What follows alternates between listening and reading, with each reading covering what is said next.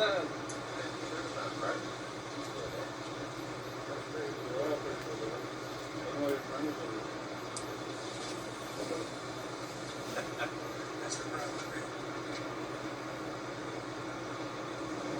Okay, Mr. Fraze.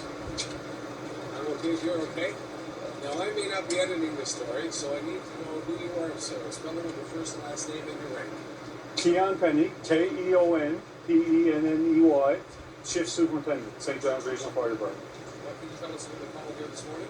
Well, when our guys got on the scene, they went into the food court, and the food court was, there was a large amount of smoke showing, very little fire, but she was fully charged with smoke.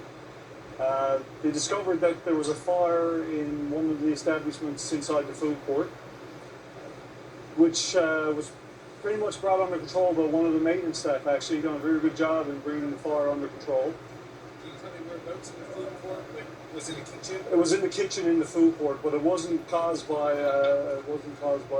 any cooking. That's what it seems right now.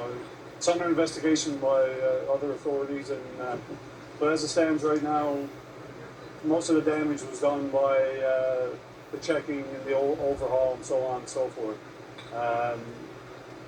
Of a minor nature, but like I said, it caused a big disturbance here this morning, and it's kind of resolved right now.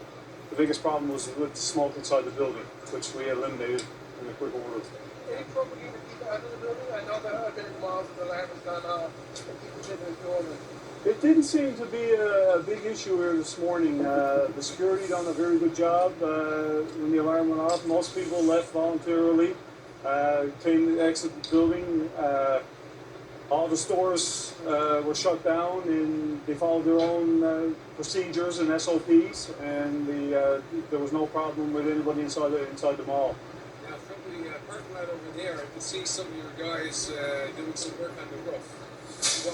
What was up there that required your attention? No, they were checking for fire extension, and they wanted to see if the fire actually got into the ventilation system and traveled from its point of origin throughout the building or into the main part of the building.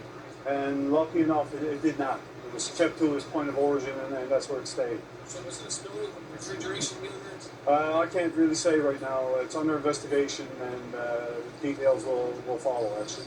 But it wasn't as a result of cooking at the time? No, it wasn't as a result of cooking. I can say that it wasn't as a result of cooking. You guys got the call at 9, it's 10 o'clock now, and everybody's come back in, so...